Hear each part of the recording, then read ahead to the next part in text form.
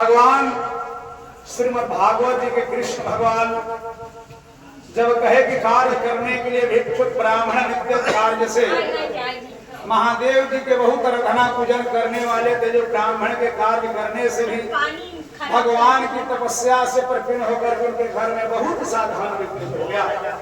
एकत्रित धन होने के कारण से वे किसी प्रकार का यज्ञ जब कार्य कर सकते थे, लेकिन सब रहते हुए कभी न वे पूजा करते थे और न कभी दान किए, न कभी किसी को भंडारा कराए। इस कारण से ब्राह्मण देवता जो चतुर्वर्धित में थे, समय के अनुसार मृत्यु होना सत्य ही कार्य है। जो जन्म लिया है उनका मृत्यु होगा, यही सत्य कहानी है। इस पर ध्यान देने का कार्य केवल मन का ही ध्यान देना है, इसलिए देख करके कार्य करना होगा कि भगवान का नमो नारायण के कार्य करने से सबका विचित्र कार्य हो जाता है। ऐसे भगवान की दया से नारायण शांति लेकर के प्रमाण से शांति करे, मन का ध्यान देना होगा। भगवान ऐसे कहते हैं कि देखिए, कृष्ण जी से जाकर के और कार्य करने के लिए कहे कि हे प्रभु, ऐसा कोई वक्त बताएं जो कि पितृ के निवारण भी हो जाए और समय से हमारा कार्य हो जाए।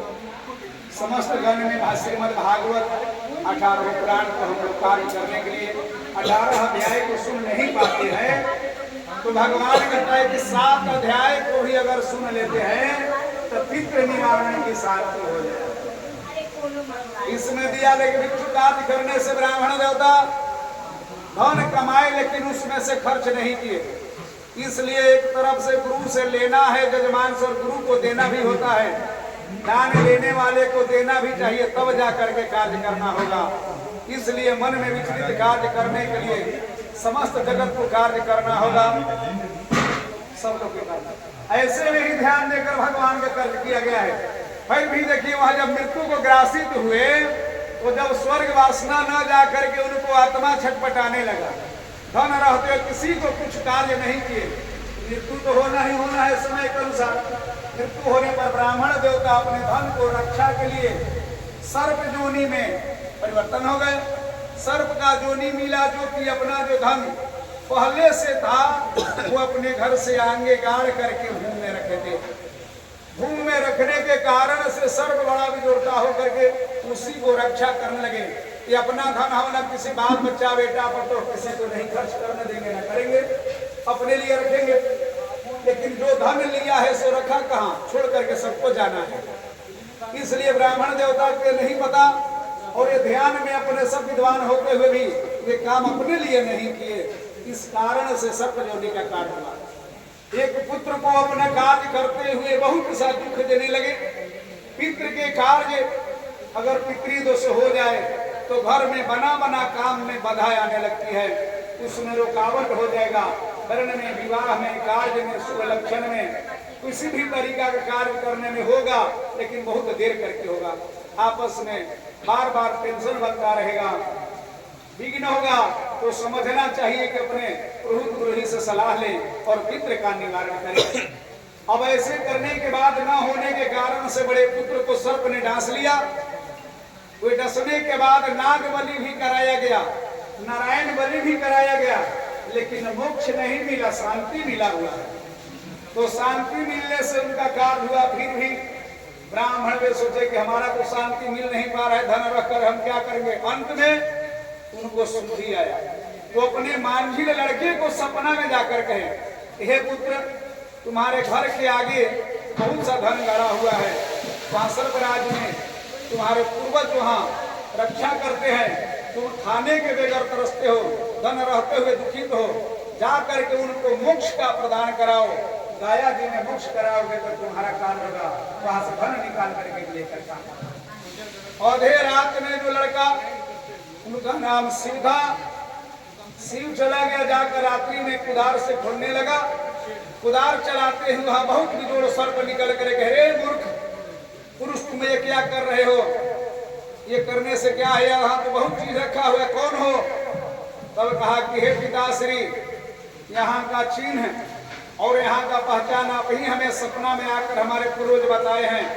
कि हम यहाँ पर धन गाड़ के रखे, वहाँ सर्पराज में है, इसलिए हमको डर नहीं। आप ही हमारे पूर्वज पिता हैं, आप ही के हम पुत्र हैं, हमारा शिव नाम है। आप बताएं कि हमारा कैसे क्या उद्धार होगा, धन कैसे मिलेगा। तब कहे कि धन तुम्हारा बहुत है, लेकिन जो गलत हम किए मत करो।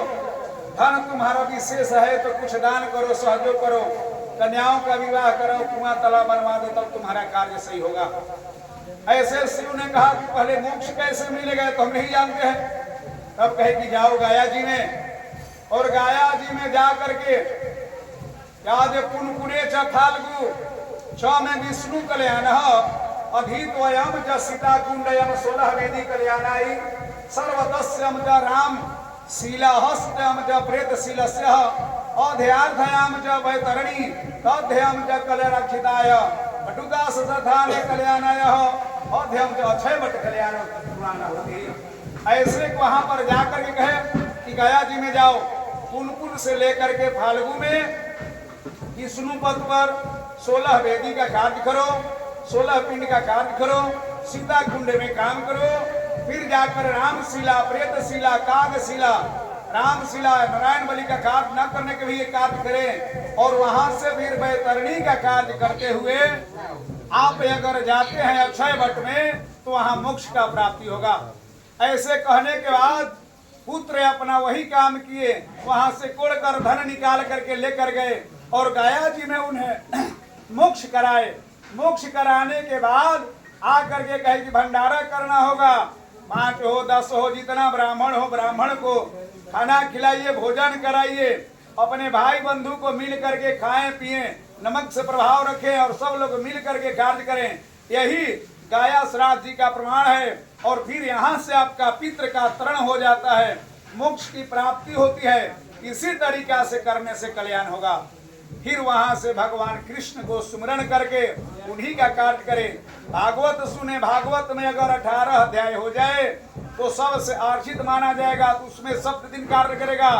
लेकिन समय न मिलने के कारण केवल 7 का भी परिमाण करते हैं और उनका निचोड़ का कार्य करके सार सुन लेते हैं, तो आपका पितृ का शांति का प्रदान प्राप्त हो जाएगा। प्रेम से बोलिए श्री कृष्ण भगवान की जय। श्री कृष्ण गोविंद हरे मुरारे, हे नाथ नारायण।